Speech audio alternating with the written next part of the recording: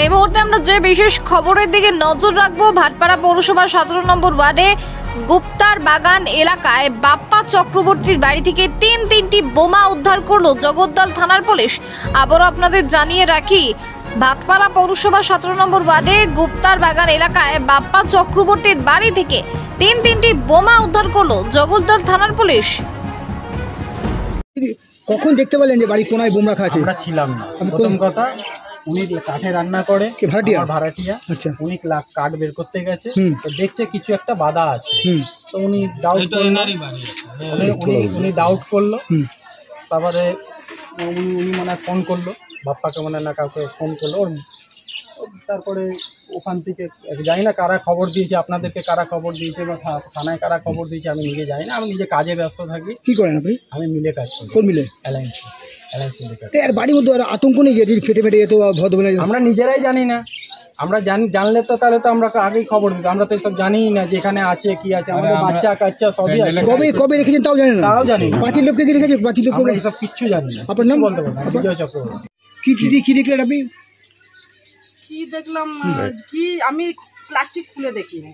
Plastic কালো প্লাস্টিকে আছে, সেটা আমি খুলে দেখিনি। কি করে দেখলেন? কিভাবে দেখলেন? ওই যখন আপনি কি করতে গেছিলেন? আমি কালো প্লাস্টিকটাই খালি দেখি। আপনি কাঠ করে দেখেছিলেন? হ্যাঁ, কাঠ আনতে গেছিলাম। তো ওখানে কি আছে, মানে কালো প্লাস্টিকের মধ্যে কিছু দেখেছেন? হ্যাঁ, মতলব বাধা আছে, জানি না কি মনে হচ্ছে। আমি খুলে দেখি। কি মনে হচ্ছে এটা? কি এগুলো কি বোম মনে হচ্ছে? ওই বোমের মতন লাগছে। কটা 3-4টের মতন লাগছে।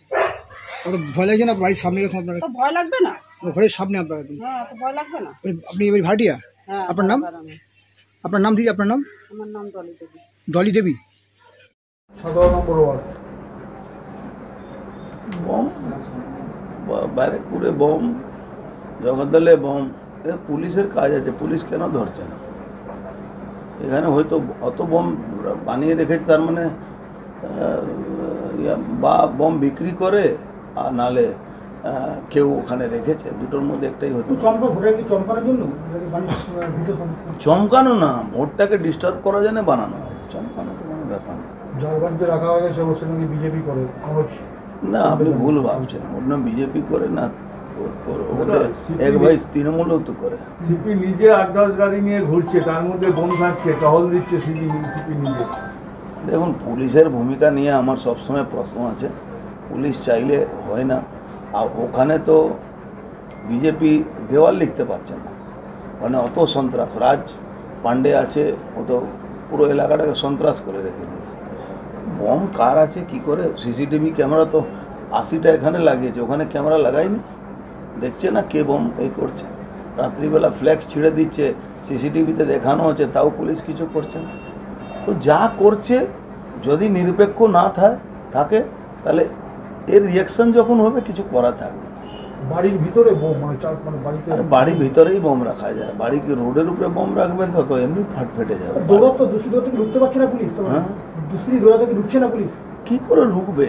দুষ্কৃতীদেরকে পুলিশ প্রোটেকশন দেয় তো। এখানে ব্যারাকপুর পুলিশ কমিশনারেট দুষ্কৃতীদেরকে পুলিশ সিকিউরিটি দেয়, আর ভদ্রলোকে 107 কাটে, 110 কাটে। এটাই তো আছে। 1.5 বছর পিছনে 2টো বোম পাওয়া গেছে ওই বাড়িতে। আপনার মনে আছে একটা মাস্টারমশাই ছেলে মার্ডার হয়েছিল? ওই জায়গা থেকে বোম নিয়ে গিয়ে মার্ডার করা হয়েছে। মনে আছে? 2021 সালে সেই কেসটা সিবিআই হয়েছে, এখনো তদন্ত চলছে।